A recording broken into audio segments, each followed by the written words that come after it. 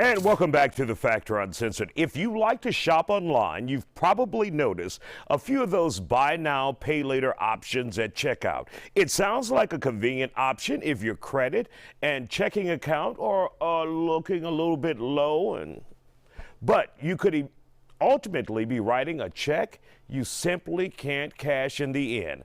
I spoke to a personal finance educator about the people who fall into that trap.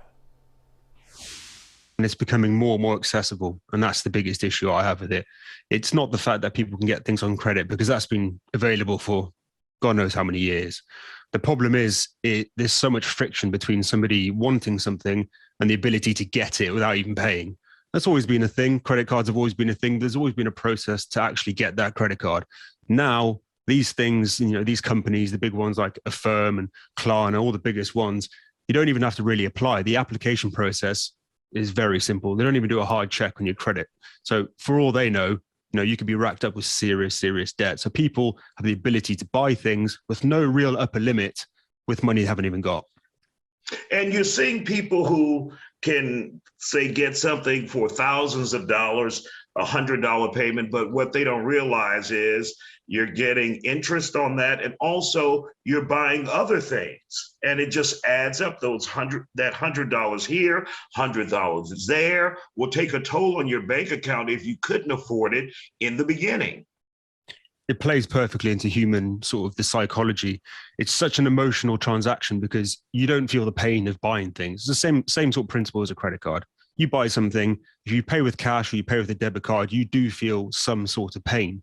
When you use something where you defer the payment down the road, you don't feel it as much, if not at all. And then they have done brain scans whilst people make payments, and they can physically see that that doesn't take place.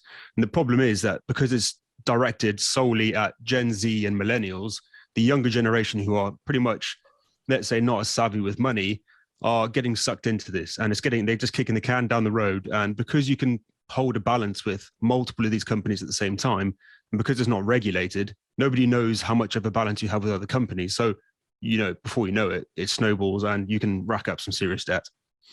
And will it ever, because they don't do that credit score check in the beginning, can they come on the back end if you don't pay and put it on your credit report? At the moment, they can't. It's not because it's not regulated. There's nothing that's speaking with the regulations, and that's worldwide. In the UK, they're just about to start it, whereby Klarna in particular are going to be reporting to credit reference agencies. So it will affect your credit score, whether negatively or positively in the future. And I think in the US, that you guys will catch up as well. I think they're just trying to lead the way and make it look like they're doing a good thing, when truthfully, I just think it's a PR stunt to get people interested in using it. And you know what the problem is? The biggest problem with these buy now pay later schemes is you spend more money.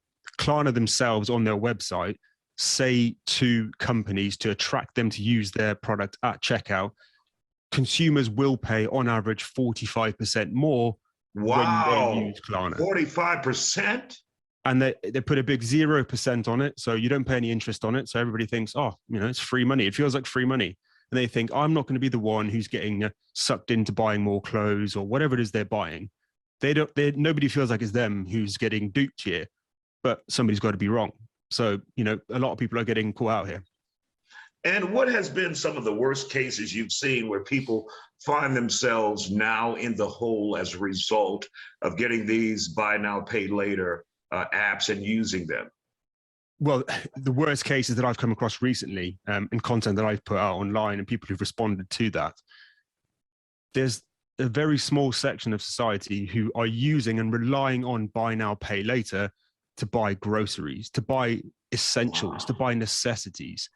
And I can't help but feel like they're just being exploited by these companies, because they're making it feel like they're doing them a favor by giving them the ability to buy milk and bread and then pay in 30 days time. And everybody thinks in 30 days time, everything will be good. I'll have that money. For sure I will. Everybody is really positive about the near future, but the reality is you don't know what's going to happen. And if you can't pay it, it's going to affect you. You can have debt collectors knocking on your door.